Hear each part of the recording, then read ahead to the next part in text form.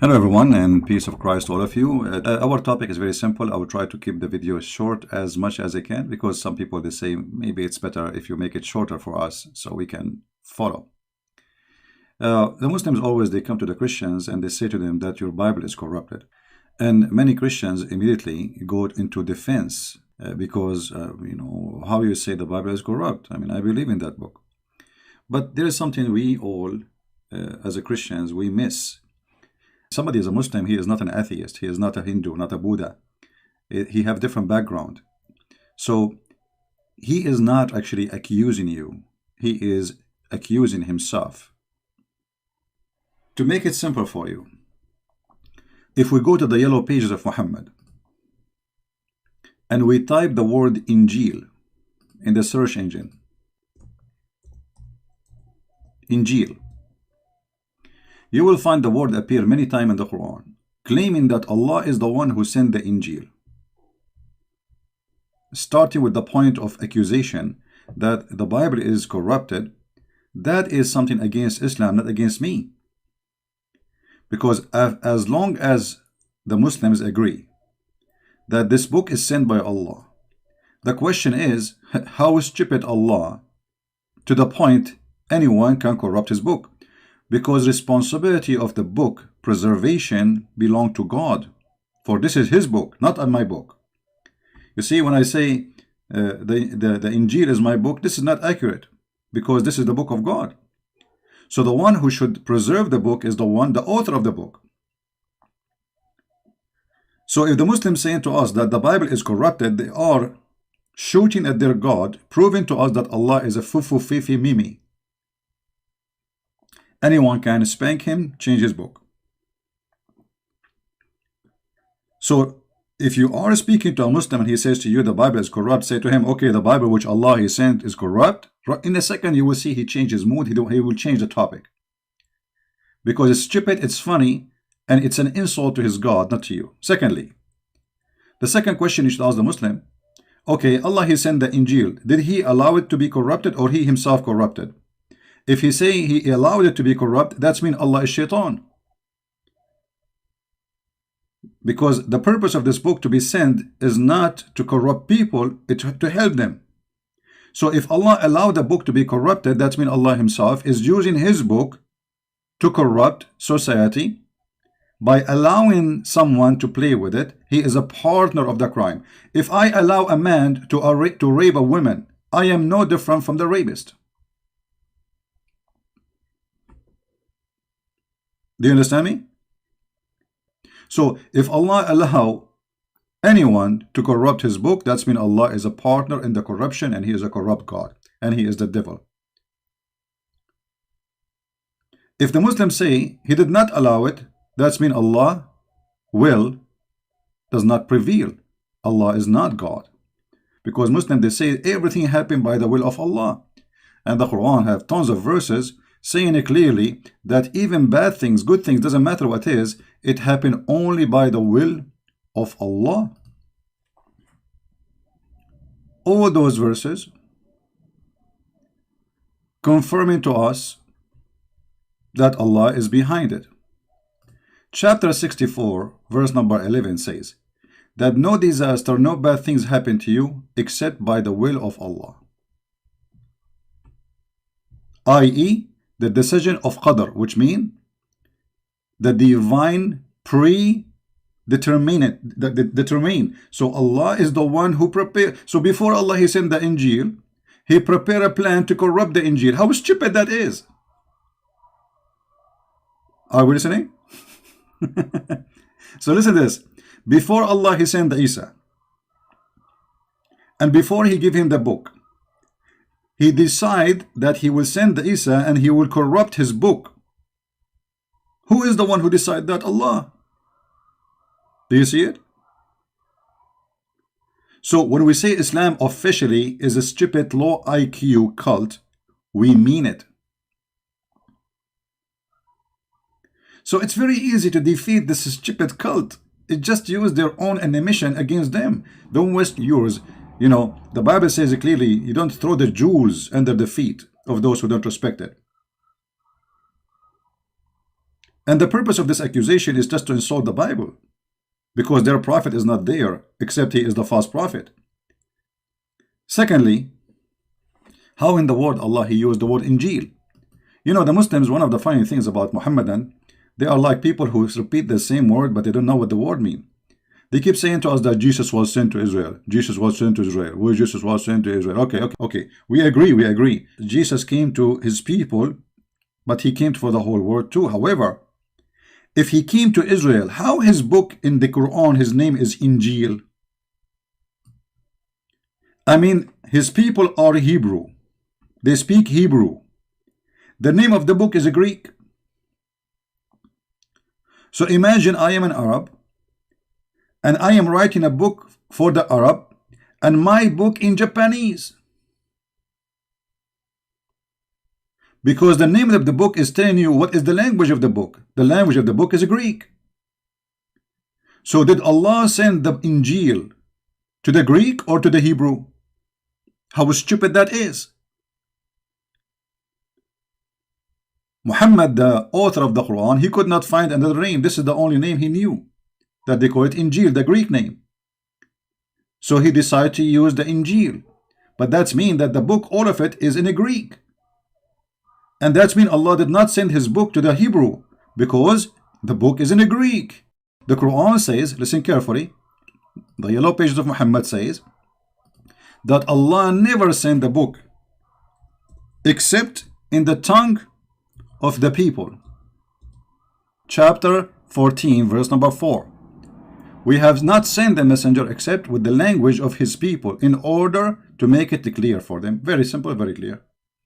So the message have to be in the language of the people, to the people, who is the messenger from the people. So based in this verse, Jesus was a Greek person, and his language is a Greek, and he was sent to the Greek.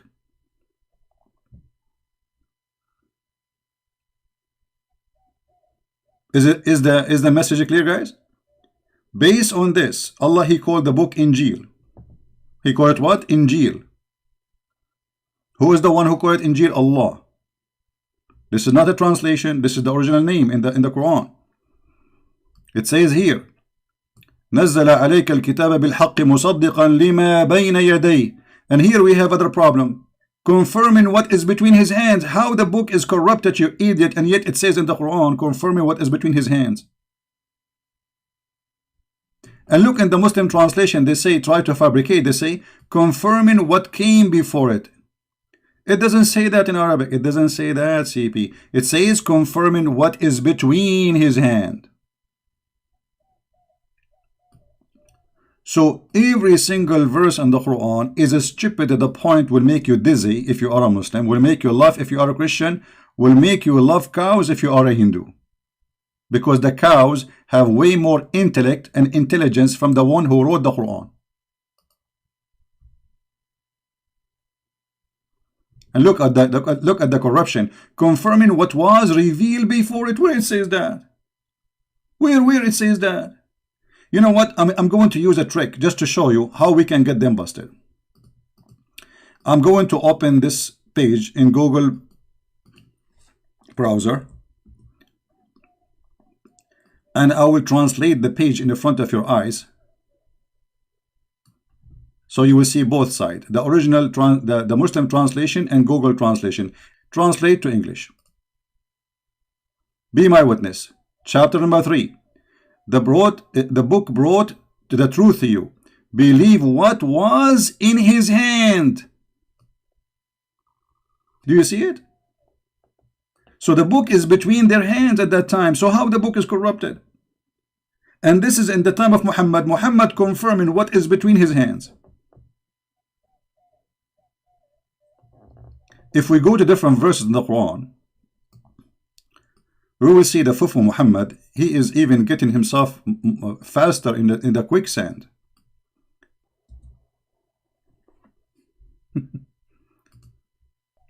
Look at this disaster. I mean, how clear we can make it more than this? Muhammad came and he is confirming what they possess. Do you see it? Even this is the Muslim translation, which is obviously always is a lie. But even with their lies, we got them busted. Confirming that which they possess. Chapter 2, verse 101. Amazing, it's 101. And I want to say one more final point, because we said we will make the video small as shorter. If we go in the hadith, we will find Muhammad taking oath in the Torah, proving to us again that Muhammad is a fraud. This is Muhammad, and this is an accepted correct hadith. A group of the Jews, they came to Muhammad asking him about the punishment for fornication. To make the story short, you can read the hadith on your own. It says, the Messenger of Allah, he sat on in a cushion, and he said to them, bring the Torah. And it was then brought. Then he would draw the cushion from beneath him, and he placed the Torah on it, saying, look at this, he's shown respect to the Torah. I believed in thee, and the one who sent revealed thee. Look at this. So how the Torah is corrupted and Muhammad taken oath in it? There's one of two options. Either Muhammad is the same as Obama, he take oath in anything in the front of him, even if it's a goat, for the sake of political gain, which means he's a fraud. Or Muhammad is a true prophet, and he believe in this book, and this book never been corrupted, because he says, I believe in you. So if the book is corrupt, and he swear by a book which is corrupt, obviously Muhammad is corrupt. If you give me a book like the Quran and says to me, take an oath in the Quran, I will refuse, because this is the book of the devil for me. If I accept to take an oath by that book, it's mean I am a devilish, the same as the book I believe in. So if this book is corrupt, obviously it's the book of the devil. It's not the book of God no more. For the devil played with it. So if Muhammad, he's taken oath by it, and not only that, saying, I believe in thee and the one who sent thee. And he placed his hand over the whole book, not only a verse. You see, he said, bring the Torah for me. The whole Torah. And remember, at that time, the Torah, it's not like pages like now. It's like a scroll. So you have, it's like a roll. So they bring the roll for him. They put it in front of him. And Muhammad, he placed his hand and he says, I believe in thee. What more we want or we need to get Muhammad busted? So what we learn from this, the Muslim, they believe that Allah, he sent Injil. Injil is a Greek word. That means Jesus was a Greek, sent for the Greek, because the Quran confirmed that Allah never sent a messenger unless he speak the tongue of the people and he give them message in their language, as you see. Chapter 14, verse number 4. The Quran confirmed at the same time that no bad things happen except by predestiny of Allah, which means Allah, he made decision before he even sent Isa to corrupt his book, if this is true, which means Allah is the devil himself. And this is a crime against himself, not against someone else. This is a crime against his book. And this book will deceive millions, billions actually. There's more than 3 billion Christians believe in Jesus as God. So based on this story, the one who allowed the book to be corrupted is Allah, and Allah is the reason for deceiving 3 billion human beings. I mean, the devil, he could not do that. Allah is more powerful than the devil. He is the master of the devil. He is the first devil. In the top of that, the Quran saying clearly in many verses that Allah, he confirmed, Muhammad, he confirmed what is the Christian they possess, but this is contradiction for all what Muslims claim. And Muhammad, he take an oath in it. All those things lead us to one conclusion, that the one who wrote the Quran is an idiot. He changed his words, depend in the situation. So when he is trying to get close to the Jews, he respect the Torah, he kills the Torah, he bow down to the Torah. When he do not need the Jews, he want to kill the Jews, he do not need them no more. So Muhammad is nothing but a fraud, and he changed his God and his religion based in the temperature of the atmosphere around him.